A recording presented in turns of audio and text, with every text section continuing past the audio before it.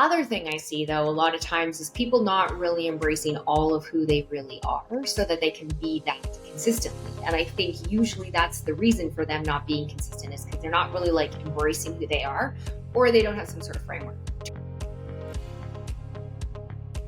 Welcome back to the podcast where we explore the creator economy and how you can succeed in it as a creator. Now, our guest today is the owner of Legacy Creative, with over 15 years experience helping authors and creators build their brands and make money from their ideas. Now we have Andrea Reindl. Pleasure to have you with us today. How are you? Perfect. Thank you. I'm so glad to be here, and I am amazing today. Oh, that is so good. And I'm really pumped today to talk to you about things brand building, what is brand, monetization, as like a creator. Like I'm sure I've always got a million questions, but I would like to get the audience to just get to know you a little bit more. Can you talk a bit about your background for the next few minutes? Yeah, for sure. So when I first started my career in this career where I'm at now, I started working with authors, helping them promote their books primarily to New York Times, Wall Street Journal, USA Today bestsellers. I was working with a company that's what they did, and therefore I got to work with these really established authors.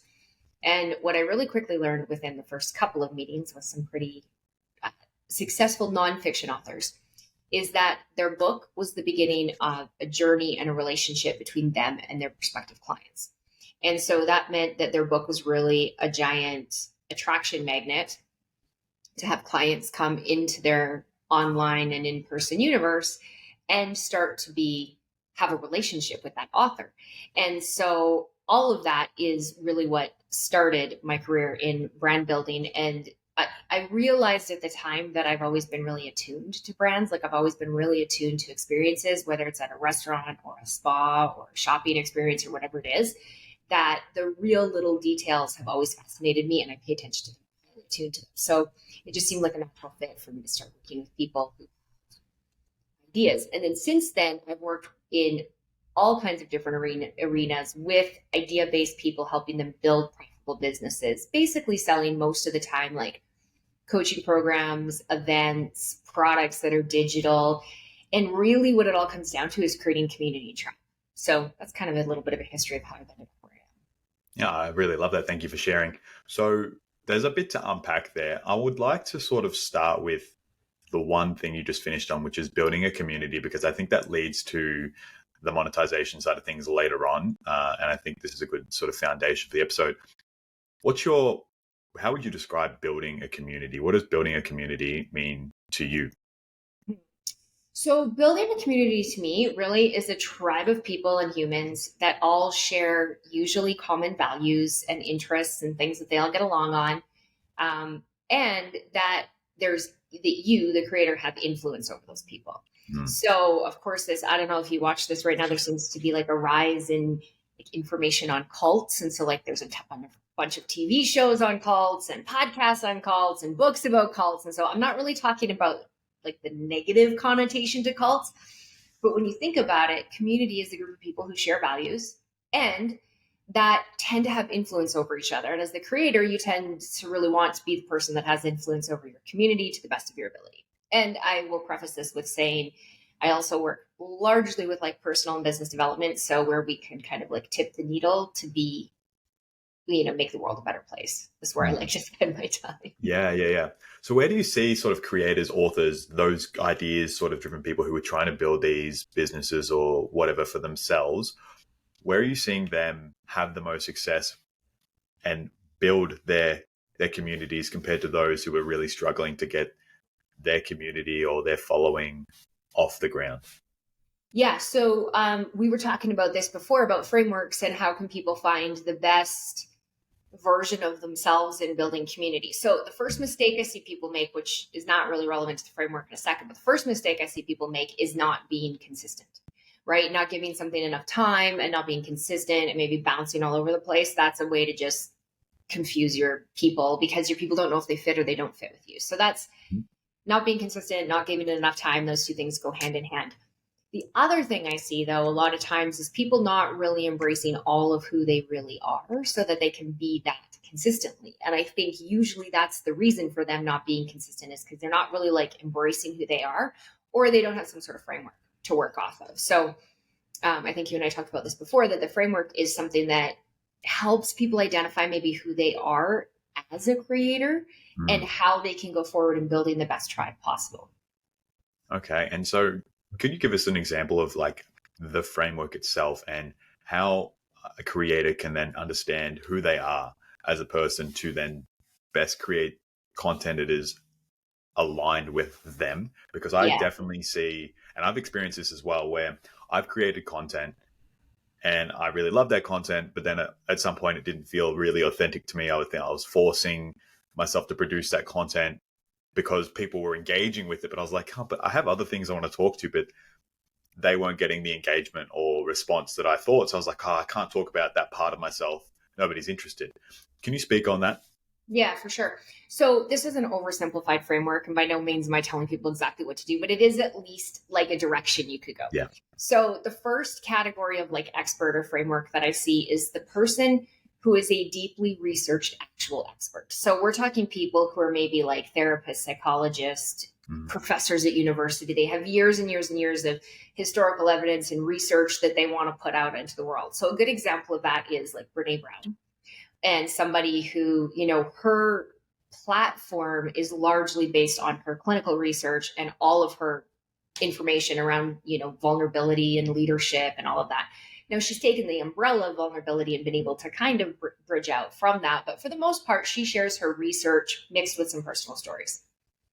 The second kind is the kind that I really like to call the people that are like just living their life full out. And if you think about them, they're the people who are like, hey, here's my day. This is what's real for me right now. This is what's going on in my world. And while they typically tend to have a bit of a theme to what they talk about, they're really just showing their mess to the world. Like your mess is there's a really catchy saying like, your message is your mess or something like that, or your mess is your message. Like they're just the people that are like, hey, this is who I am and this is what I'm living. And typically what those people really need to be is as authentic as possible and just kind of, now, of course, you have to be willing to be out there and on all the time. A great example of that is Glennon Doyle. So she's written several books. She's got a whole business around it. And for the most part, Glennon doesn't pretend, she doesn't pretend to be an expert. She's just living her life. And then she shows her like antidotes of life and how that works for her. And then the third type of expert that I see that works really well to build a tribe and a community is someone who does a particular job or kind of work on a regular basis. And what they're doing is they're sharing their in the trenches lessons. That's what I call them. Like they're people that you want to take advice from because they've done the work, they're still doing the work, they're showing what they do. So this is a lot of like how-to type stuff, like how to be a great copywriter. You probably want to learn copywriting from someone who's still currently writing copy and has written copy for a number of different businesses over time. Or how to build a really profitable business. Hopefully that person has built multiple really profitable businesses and they've helped other people build really profitable businesses. Then you're willing to like listen to them and take their advice because they're showing you the like what's working down in the trenches kind of information. So I like to put my clients into one of those three categories because it starts to direct like the energy of the brand and where they put their focus and what they start to make note of and what they share and they don't share and how comfortable they are or they aren't with whatever it is that they're, as they build community, they're also becoming a style of leader for that community. Yep. I'm just starting to think like, so you got your, let's say your psychologists and those who are really heavily focused on research, people that just love to share a day in their life and everything that's going on and what they're learning. And then those who are very, like they're in the trenches, they're learning or they're doing an active role. Let's say they're a marketer and they're teaching what they're learning as they go. I'm thinking like you could have a little bit of a bleed over between, or like all of them could be a bit of a bleed over, but it's good to sort of narrow yourself, understand the role you are in or the framework you're in first as a creator, pursue that, and then cross over in areas as you figure that out later. Yeah, you totally can have a bleed over. And it's not that you can't have a bleed over, but what I find people sometimes do at the beginning of starting their career, like their career around this, is they try to be everything to everybody. Mm-hmm. And then they kind of just look like what I call a Franken brand. Like they're just sort of like patched together weirdly and people don't know what to expect from them. Mm. And I think one of the most fascinating things, and this still fascinates me on a regular basis for the record, is that one thing about communities is they start to sort of be trained and they have an expectation of us. And therefore we kind of can set that expectation from the beginning. I still find this fascinating. I do a lot of email marketing. And when a list is trained, they're like, well, people on this list only spend $200. So then you email them an offer that's $2,000 and it doesn't convert, but you email them an offer that's $200 and it works. Like, it fascinates me that we sort of train audiences that way. So what I like about the framework when you're starting is it helps you figure out who you are a little faster and your audience figure out who you are a little faster. Once you build rapport and trust with them, then you can sort of bleed over a little bit more. Yeah, I think that's a great takeaway, this segment here, for new creators or anyone who is looking to put themselves out there online in front of the world and they're not sure what type of content they should be posting, giving them that sort of rough idea of the category that they can fit in based off what they do with their life and their work or whatever it is, can then really help tunnel vision and narrow their focus. So it's a lot easier to control their narrative going forward. Yeah. And the other thing is too, like, if you're not a researched expert, don't pretend to be one, because that's when you're going to get called out on your BS. Like, there's so many people right now in the world that have a voice and a platform that they've never had before. And I think viewers and listeners and readers and people who are part of your community, whether you're a writer or YouTuber or whatever, their BS meters are high. And so, like, if you're not being authentic and you're pretending to be someone you're not going to attract a tribe, because they're just not going to resonate with you. You're going to come off as like all over the place and not really, really you. And, I ask kids, like, so you're going to laugh at this, that I've only known about Mr. Beast I'm probably like the last person on the planet to know about Mr. Beast. It was not many years ago that I'm like, who is this dude? But I ask little kids all the time, what do you like about Mr. Beast? Because he's got such broad appeal. And they almost always just come back to, I don't know, he seems cool. Like, they just are like, he seems real. So even though he's all over the place with whatever content he creates, it's pretty real to him. Like, he's just like, hey, I'm me. Take it, leave it, whatever. Yeah. And there was something I can speak to, because when I was speaking a lot about my personal self-confidence, self-esteem, and anxiety, which I built up like a little bit of a following, maybe under 100,000 people were engaged with that on TikTok. There were times where I tried to position myself as an expert when I wasn't, and I framed the video in the wrong way, and I would get called out, and then I'd feel bad. I'm like, well, hang on, I am not an expert.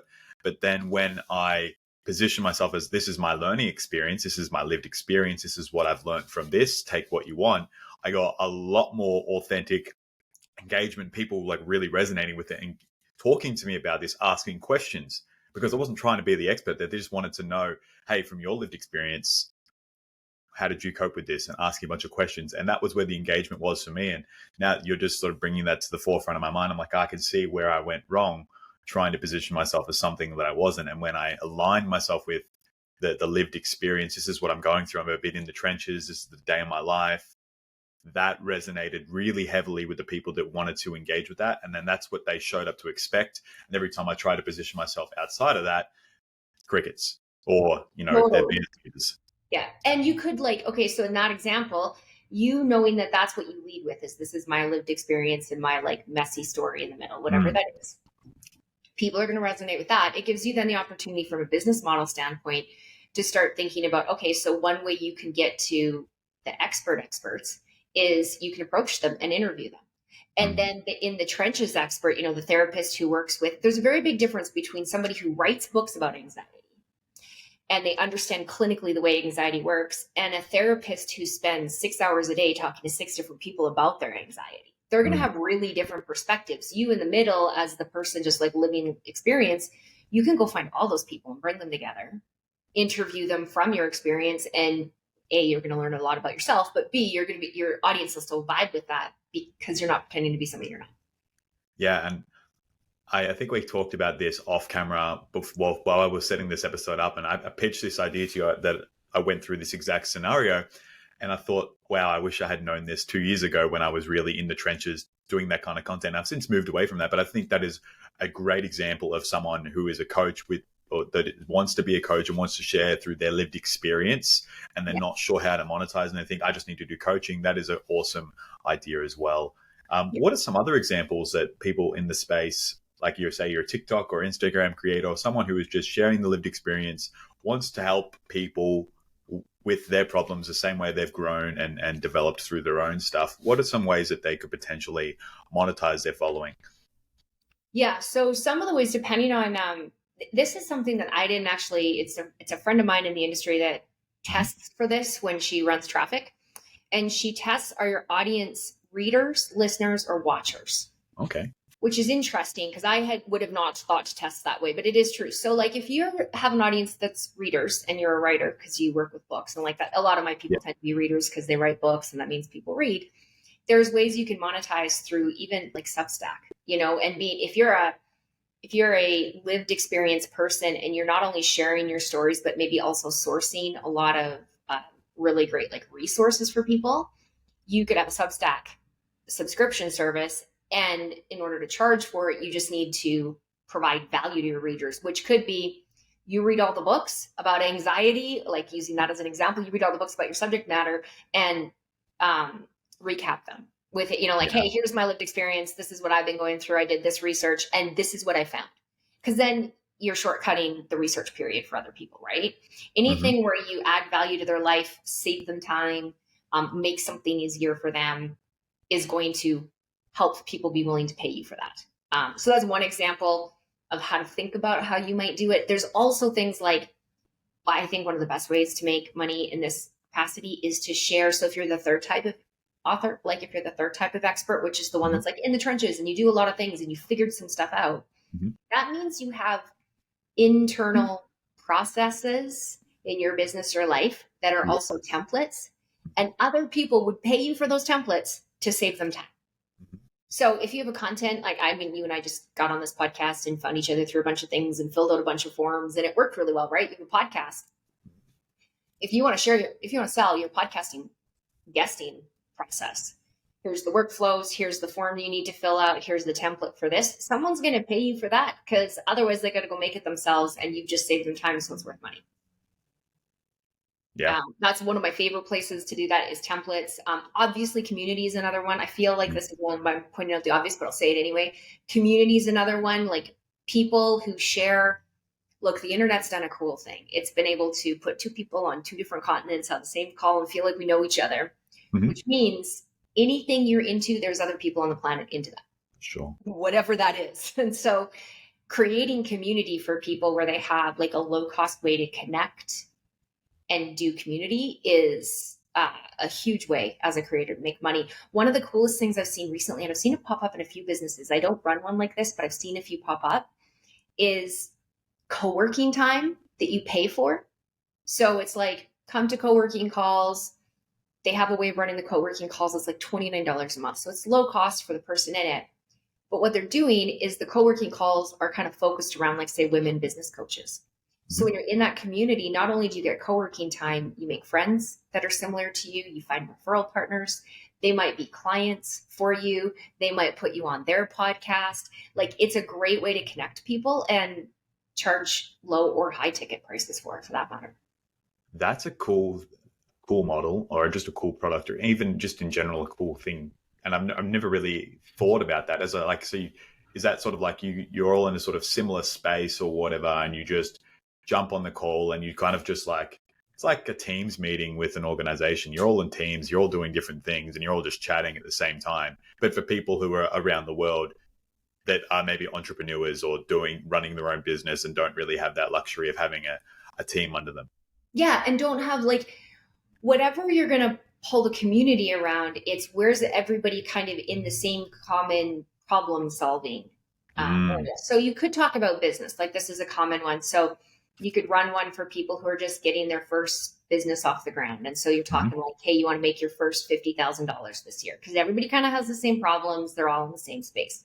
Yeah. I have another one right now. I am building one with one client, and it's all around that third part of life for women that are post 50, where we're like, hey, we're not going to be the Golden Girls. J-Lo's a little more interesting than, like the post menopause, and creating a community for them.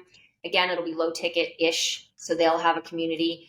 I have another one that we're building right now with a client that's around grief and grieving. And, when you're going through something like that, you can't just necessarily walk out and make friends with everybody and like, hey, I'm going through losing someone in my life and I got to start a business again. But this is like, you've lost someone in your life and you want to start a business and like start to move through this, come to this community and connect. Yeah. So anything where there's sort of like a problem someone's solving that everyone can solve the problem together is a great way to create community and monetize it, because basically you, the owner of the community, you're getting paid a little bit to bring together all the people with the same problem. Yeah, And create a field. Yeah, I'm thinking of the different types of creators. You know, you've got your, let's say, beauty and fashion creators, and they all have it. They want to be affiliates, and they're like, how do we reach out to brands? And they get into a sort of this community session. Someone sets that up. They run that business. They get a little bit of a kickback for that, but everybody gets in. They brainstorm. How can we reach more brands? How do we write better pitches?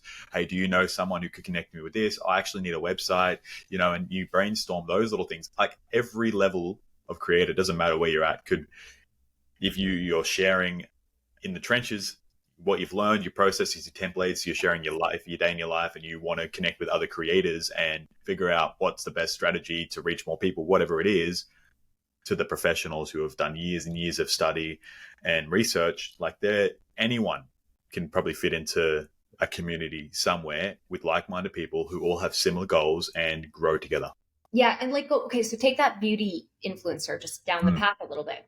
If you're someone who's been in the industry for a while and you've done brand deals with a number of different brands, that means you have contacts at those brands, right? You know who to talk to, you know what they're looking for, you know about what they pay. You've got like some sort of a black book, which could go in a spreadsheet. Sorry, when I say black book, I mean like old school, like name and email address and contact info for who's in charge over there. You can charge for that in a community fashion if you want, because once you've done a brand deal with them, you're kind of done, right? But you can move on and give those to other similar people and say, hey, it's kind of like the modern day PR in some ways. Like PR companies, which I worked with a lot in the old days, is they usually just get paid for their connections. That's what they're getting paid for. But in the creator world, you can do the same thing in community, on subscription, whatever that looks like, by connecting people to those resources that you have. And like, I really like that one. Here's how you pitch. Here's how you pitch. Try this, don't try that. Because like anybody who's done anything for the first few times, you screw it up first, right? Like you're like, oh, won't do that again. I gave my first, I spoke at a university graduation for the first time on Friday. And I took copious notes after. I was like, man, could I have done that better? So the next time I get asked to speak at a university graduation, I will be much better. Well, everybody's got those things that they go through. Where can you save someone time and shortcode it and create a community around it? And it's the same with every podcast I've recorded and every piece of content I've ever recorded. Do you ever have stuff that if you've ever put out content like LinkedIn, Facebook, whatever, it pops up like a memory 5-10 years later and you're like, oh, I can't believe I posted that. That is like, and you're like, hide that. Nobody can see this ever again. I get like, I used to use Snapchat a lot when I was younger. Like 6 years ago, I'm getting memories from like when I was out with friends and stuff. And I'm like, oh no, why did I think that was a good photo? Like, but that transfers into anything content creation, you speaking university, myself doing podcasts, like someone doing a webinar. You just got to learn from the experience, and it might be cringy and embarrassing, but if you focus on how embarrassing it was and you don't take anything positive from it, well, then you're also going to set yourself up to fail. So it's always like, what did I do really well? What went really well for me? And also, where can I improve next time? That way you don't get stuck in that little bit of self-doubt. Oh, that was embarrassing. Oh my God, they're never going to ask me to come back. There's lots of positives to take from situations like that too, right? Totally. And if you're somebody who's looking at creating a community and monetizing it for yourself, like, hey, you've got this skill and you figured out how to do this thing, whatever it might be. Even if you're like a video editor and you want to teach other video editors how to make $2,000 a month or whatever it is that you're after, like what's something that you've accomplished that you could teach other people and save them time and pain in the neck, headache to get there. I think that's perfect.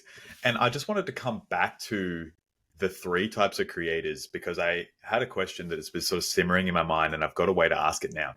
So you've got, we talked about the framework of, are you professional? Are you sharing your mess? Are you in the trenches learning things? When you pick your laneway, how does then a creator figure out, how do I want to be known? Is that, okay, I'm just going to, once you've figured out your sort of archetype of this is what I want to do, then is there an extra part of, or extra layer to this is what I want to be known for? Or can you just share anything and everything in that space and then people know you for what they know you for? Do you have to consider that too much? Or is that just kind of put your content out in your laneway and see what sticks? So I think, and this is kind of like an unpopular-ish, I don't know, everybody has a different opinion on this. It's like niche, whatever you want to talk Yeah. about. Like, and I know there's lots of varying opinions on this. This is my opinion. Hmm. Number one, I think brand comes down to two things. I think brand is super simple. It's how do you want to make people feel all the time? Number one. Number two, what do you want to be known for? Because people can't always explain their feelings, right? Like you might be like, oh, I feel so warm and fuzzy and da da da, but you don't know what you feel. So the feeling is like this oozy stickiness that you want to just have it everywhere. But the word you want to be known for, or the like phrase you want to be known for, that if you can be clear about those two things and get them to blend really well, you have the beginning of a really sticky brand. And then in terms of narrowing your focus for a while, Mm. my opinion is it kind of depends on where you're at in your life. But if you're just getting started and you want to make some money off of it, and you want to turn it into something, Hmm. what is a big enough umbrella that you can put just enough topics underneath it that you can be known for that big thing? So like, and then go and build an audience around that. But the faster you want to build an audience, the more narrow focused you are, the more likely you are to get somewhere. I don't know if that's very clear. I can go on with an example if you want. No, I completely understand, but I love the example for those creators who are listening who might not be quite sure. Yeah. So if you're thinking about something like, okay, I want to have everybody feel warm and accepted. Mm. Like and this is actually just my thing. Like my thing is I really want everyone to feel accepted. We don't have to agree, but I want you to know you're valued as a person. That's really important to me. So I listen really intently and I tell all my staff and everyone, I'm like, you know what? Like, even if we don't agree with what they're saying, at least listen to understand and be accepted. So you want everybody to feel accepted. Then let's say that you really want to be known for leadership and you want those two things together. So now you've got this accepted leadership thing. Well, that's still a pretty big umbrella, right? It's a great brand. It's going to be something you can build on for a long time. But leadership when you're 25 years old is very different than leadership when you're 85 years old. Like Mhm. you look at someone like John Maxwell, who's been teaching leadership for longer than I've been alive. Like he's going to have a very different framework on it than someone who's like learning to lead right out of university and like getting into their first job and learning leadership. So that's when I think you take your brand is you want to be known for leadership and making people feel accepted. Underneath that is where you then want to kind of like narrow it into where can I have authority in that space. So that's where you can kind of narrow it down a little bit. And I do think you should give yourself some space to be like, can I commit to something for a few years? Actually, my year is 10 years. This is my new thing. I'm like, hey, what can you commit to for 10 years? Because if you can be excited about something for 10 years, you can keep doing it. For sure. I really resonate with that. And let's like use that 10 years to flip the clock back. So let's go 10 years plus. We've talked about right now, building brand, how to monetize that brand, and all the different ways that you can do that now. How hard was it for someone who was an ideas person, a creative, to monetize their ideas, say, right when you were starting in the space? It was so much harder. First of all, you had like the equipment was way more money, right? Like, I mean, I'm filming on a camera that was it's a great camera, and I think it was $120 or $140 or something. Like, there's some great equipment for under $200 for cameras and things. So years ago, equipment was way harder.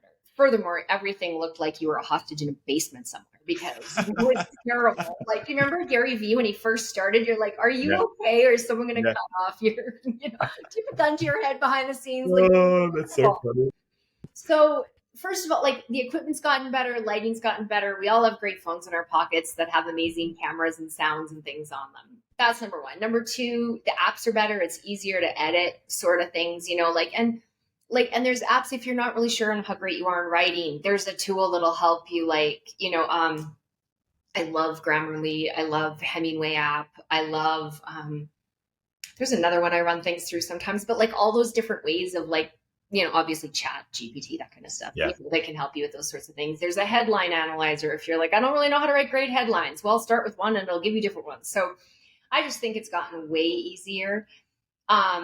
What's funny is in that glut of stuff, I think this is like in the glut of how easy it's gotten, there's also a lot of garbage content that, right? Mhm. Which just goes with all ears falling silent on it. And if you really want to create great content, having some strategy and some authenticity behind it, I actually think that's gotten easier also because there's so much garbage out there. It's easier to stand out if you're willing to be quality. I love that we've got the parallel between how hard it was to how good we have it now as creative people who want to monetize their ideas. And really, it just feels like anyone can be a creator or be a creative person, share their ideas online and make a following, make a living, and just do it now. It's not no there's not really many barriers to entry once you have a smartphone. As soon as you've got one of these, it's opens up an endless possibility of career paths to you, to however you want to take it. And I just wanted to, and apologies to everyone listening to this, you might hear my puppy going absolutely ballistic in the background. But I just want to speak to, is there any like monetization things you're seeing that are emerging right now that many people might not know about, like new things that are coming out that might help creators sort of get a handle on things, or just stay in the know? I don't know if this is new, but I'm definitely seeing a curation in the world I work in. Like I work with a lot of like nonfiction authors, right? So a lot of people who are coaches or they're building communities, they're monetizing off of some sort of information that they have. I'm definitely seeing a divide between, like, you'll hear things like, oh, build a course on Chat GPT in 5 days and launch it, and we'll write you a sales page. And like, I do not know anybody making money off that. The only people I know making money off that is the ones selling you the how to do it, and like, but nobody's making money off the course on the other side. What I am seeing emerge and that I'm super excited about is people who genuinely care about their audience and they want to create an amazing experience for people. And they are like showing up because they're passionate about something and they're willing to like do the investment work.